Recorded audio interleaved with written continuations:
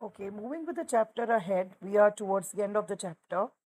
जो अभी हमने देखा कि जो इक्विलिब्रियम है, वी डिस्कस दैट ऐसा पॉसिबल ही नहीं है कि मार्केट में कभी इक्विलिब्रियम आए रियल वर्ल्ड में, because there are always many fluctuations. तो नेक्स्ट पेज पे we have on page number 205 tariff by hotels. अब जो होटल्स हैं they do not charge the same price, है ना, टैरिफ जिसको हम बोलते हैं. their prices change according to demand, season, special situations. तो markets भी dynamic हैं. Prices जो हैं they keep on changing depending upon the different kind of situations. Now off season, suppose a hotel in Goa has 100 rooms. Off season में it will charge 1500 per night. जब tourist season आएगा तो 8000 per night. New year eaves वगैरह में भी 25,000.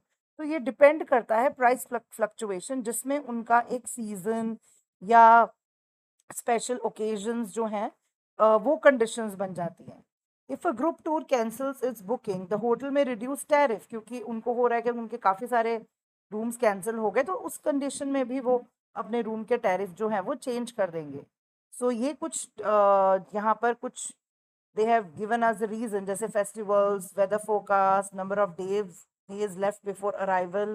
ये सारे reasons हैं जिसके हिसाब से जो टैरिफ है वो चेंज होता रहता है. Now what is revenue? Total amount of money a business earns from the sale of good or services.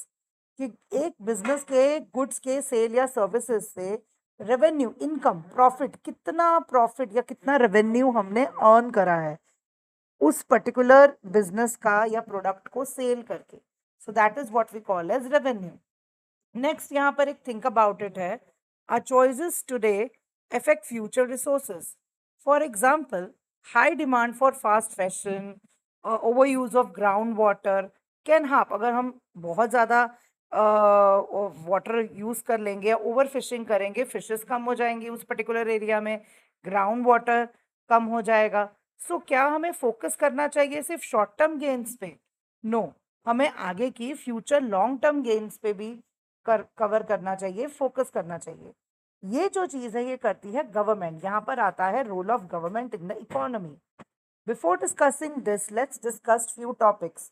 Price ceiling. Price ceiling मतलब गवर्नमेंट फिक्स कर देती है कि इस पर्टिकुलर प्रोडक्ट का प्राइस इससे ज़्यादा नहीं बढ़ेगा. An impress price control that sets the maximum amount a seller can charge for a product or service. फिर आता है price floor. An impose limit कि नीचे से नीचे इस प्रोडक्ट का प्राइस इससे नीचे तो नहीं गिर सकता, तो वो होता है प्राइस फ्लोर. और monopoly. Monopoly a market structure जिसमें एक ही सेलर है. जैसे you might have observe when you are growing up कि जो टूथपेस्ट है, कोलगेट ही एक ऐसी कंपनी थी जो टूथपेस्ट बना रही होती थी. तो हम लोग कई बार हम लोग टूथपेस्ट की जगह वी यूज टू से कोलगेट. कोलगेट मतलब इट्स अंडरस्टूड. तो मोनोपोली इतनी ज़्यादा होना कि वो चीज़ उसी चीज़ से मतलब फेमस हो जाए. मतलब जो ये वॉकी टॉकी होते थे, walkie talkie was the name of a company, but पहले के ज़माने में वॉकी टॉकी का मतलब वही एक हैंड फोन म्यूजिक सिस्टम जिसको आप कैरी कर सकते हो. तो ये मोनोपोली का इफेक्ट है.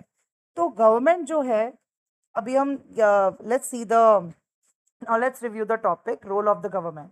Now today India is the fourth largest economy in the world. It is market based, मतलब market के fluctuations पे based है.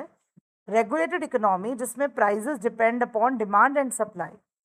Markets do not always work fairly. Markets जो हैं वो goods and services allot करते हैं based on the willingness and ability to pay. Income जितनी ज़्यादा उतनी ही ज़्यादा ability to pay होगी. पर मेडिसिन जैसी बेसिक चीज़ें अगर वो एक्सपेंसिव हो जाए तो नॉर्मल लोग तो उसको अफोर्ड ही नहीं कर पाएंगे. तो गवर्नमेंट जो है वो रेगुलेट करती है अनफेयर प्रैक्टिसेस को. वो एसेंशियल गुड्स की जो चीज़ों की प्राइजेज हैं उनको बहुत ज़्यादा नहीं बढ़ने देती. Right. The government regulates unfair practices. For example, government by जैसे कि प्रोड्यूसर्स और वर्कर्स जो हैं, मतलब वो वर्कर्स को एक्सप्लॉयटेशन से बचाती है, कंज्यूमर्स को एक्सप्लॉयटेशन से बचाती है. वो प्राइस सीलिंग फिक्स कर देती है कि जैसे मेडिसिन की जो प्राइस है, चलो हम मानते हैं कि कभी रॉ मटेरियल महंगा हो गया, कभी मार्केट सिचुएशन ऐसी है, लेकिन एक प्राइस सीलिंग होती है कि इससे ज़्यादा उसका प्राइस नहीं बढ़ना चाहिए. और जो हमारे similarly the government sets a minimum wage कि भाई वर्कर्स को मिनिमम से मिनिमम इतना वेज तो मिलेगा ही मिलेगा, जिसको हम बोलते हैं price floor. Price floor. Sometimes a single और few sellers dominate the market. They can charge higher prices, क्योंकि उनकी मोनोपोली है। मोनोपोली होगी, कोई कंपटीशन ही नहीं होगा, तो वो तो जितना मर्जी प्राइस कॉस्ट चार्ज कर सकते हैं। सो प्रोवाइड और हमें poorer quality of goods and services भी दे सकते हैं। तो गवर्नमेंट ऐसी सारी प्रैक्टिसेस पे भी ध्यान रखती है। अब बहुत सारी रेगुलेटर्स हैं, जैसे रिजर्व बैंक ऑफ इंडिया है, कंज्यूमर प्रोटेक्शन अथॉरिटी है, उसके बाद टेलीकॉम रेगुलेटरी अथॉरिटी है TRAI, सेबी है जो ये जो म्यूचुअल फंड्स और शेयर में इन्वेस्ट करते हैं उस पर ध्यान देने के लिए। तो यहाँ पर भी आपका एक क्वेश्चन बनेगा कि name some regulators, market regulators कौन से हैं, राइट।